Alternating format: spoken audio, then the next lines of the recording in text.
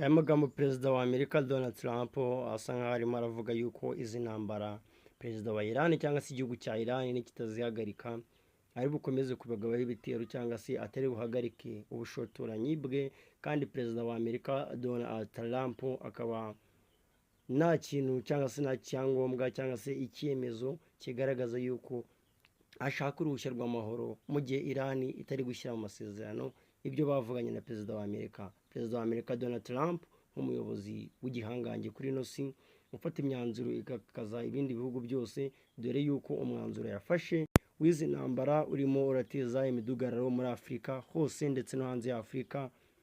Perezida wa Amerika Donald Trump icyo asabwa n'isi yose ni ukugira ngo ashake umwanzuro mu gufata icyemezo mu gushaka amahoro arambye kumwe n'igihugu cya Iran, kuko ari byo bihugu bikomeye, ariko na Iran ikaba nta bwoba ifitiye Amerika. Iran nk'igihugu kibohoye, Iran ikaba ari igihugu cyemera ibyo Amerika byose ishaka intambara birazikora, ishaka amahoro barayakora. Iran ikomeje koroshya ibintu, ariko mu gihe Amerika yo Donald Trump deal. And I know the President of the United States told us to go out there and negotiate in good faith. Now President Trump is hinting that the talks could resume. He told the New York Post that a fresh round of negotiations with Tehran could take place in Pakistan over the next 2 days. There are still huge hurdles to overcome, starting with free movement of shipping through the Strait of Hormuz, and the main issue, the US demand that Iran abandons its nuclear program. The president set a policy. Iran cannot have a nuclear weapon, and right now we are negotiating to make sure that very thing happens. And here's, what's interesting about this is What's interesting about this is that we have this ceasefire that's in place. I think it's 6 or 7 days old. Right now, the ceasefire is holding. Iran has said diplomacy with the US is continuing, but there's been no response to Donald Trump's suggestion that new talks are imminent. Peter Bowes, BBC News. Israel and Lebanon have held their first face-to-face talks in more than 30 years. US Secretary of State Marco Rubio led the US brokered talks in Washington, along with the Lebanese and Israeli ambassadors to the US. Negotiations lasted more than 2 hours. Lebanon called the talks productive and reiterated the need for a ceasefire and ways to address the current humanitarian crisis there. Israel was also optimistic about negotiations, repeating its goal of disarming Hezbollah. A US statement said the two sides agreed to meet again, but didn't name a location. It follows 6 weeks of Israeli bombardment in Lebanon, in which more than 2,000 people have been killed. Iran-backed Hezbollah, which has been firing rockets at Israel, has described the talks as futile, saying that they won't surrender. Here's Secretary of State Marco Rubio. This is a country exhausted by wars, so I think the priority here for the Lebanese and also for the Lebanese government is a ceasefire to end this conflict that has been devastating for Lebanon. More than 2,000 people have been killed, more than 1 million people have been displaced. This means 1 in 5 of the population here has had to leave their homes. So it has been a very difficult moment for this country. But I think, one of the roots of this conflict is Hezbollah's weapons, and this is something that the Lebanese government cannot deliver. So let's not forget that the war here is not between the state of Lebanon and Israel. This is a war between Israel and Hezbollah, which is this powerful militia political party supported by Iran. And many in Lebanon want Hezbollah to be disarmed. They say that they're tired of these wars. The Hezbollah has been dragging Lebanon into these wars with Israel, and that Hezbollah is more interested in defending the interests of Iran. On the other hand, you have roughly a third of the population who is Shia. Many of them are supporters of Hezbollah, and they say, look, we need the weapons because the country is being invaded. We have what they say is the enemy, Israel, trying to seize Lebanese land, and they say that the state is unable to protect them. So it is a little bit of a catch-22 situation. And the president here has been saying for a very long time, and everybody who understands the situation in Lebanon knows that, it is impossible for Hezbollah to be disarmed by force. You're not going to have the Lebanese military going to those areas, those communities, to seize weapons. You would end up having a situation in which Lebanese are fighting Lebanese. In other words, a lot of violence, unrest, the possibility of a civil war here in this country. So what the Lebanese authorities have been saying is that there needs to be a deal with Hezbollah. This is not going to happen overnight. And what Hezbollah is saying is that they don't recognize those talks that are happening, and they say they're not going to accept any kind of negotiations about the group's weapons, or they're not going to abide by any decision being made in those talks.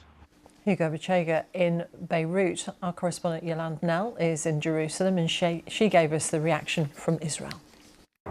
Well, a lot of focus on what the Israeli ambassador to the US was saying. He was certainly the more positive of the two ambassadors from this region at the talks. And he said that Israel and Lebanon shared the same aim to end what he called the occupation of Lebanon by Hezbollah.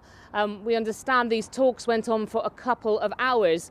Another thing that the Israeli ambassador said, we talked about a number of things, most importantly, the long-term vision, where there will be a clearly delineated border between the two countries, and when the only reason we'll need to cross into each other's territory will be in a business suit to conduct business or in a bathing suit to go on vacation. So offering quite a sort of rosy future image there. And that is what Israel has been seeking in these talks, is, you know, the ultimate goal of a peace deal with Israel and Lebanon, and also really saying that, you know, there's no chance at the moment for a ceasefire until Hezbollah itself is disarmed. And, you know, all of this taking place as communities in the north of Israel have continued to come under fire from Hezbollah. It seemed that actually stepped up as the talks were taking place in Washington, as Hezbollah sought to show its anger and its opposition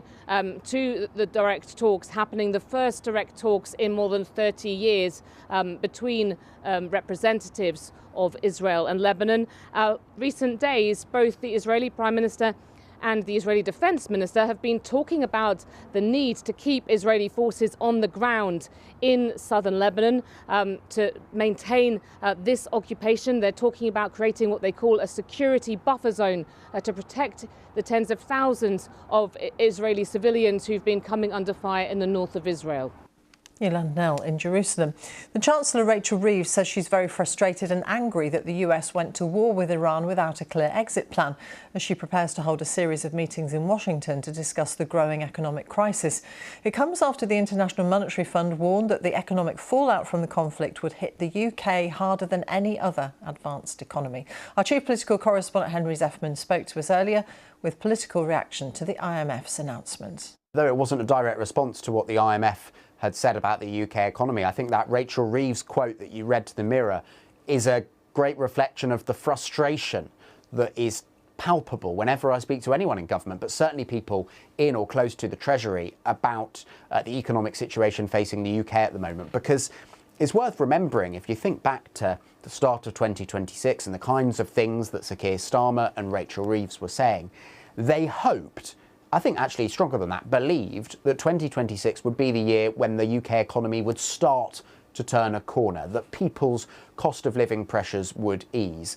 And they blame the US, essentially, and its activities in the Middle East for that no longer being their assumption about what will happen in 2026. I mean, actually, remember that Rachel Reeves did one of her two annual big economic statements to Parliament, although this one was quite a low-key one, the spring statement, just a few days after the war in Iran began. And she talked about how in the middle of 2026, inflation would fall to the Bank of England's 2% target rate.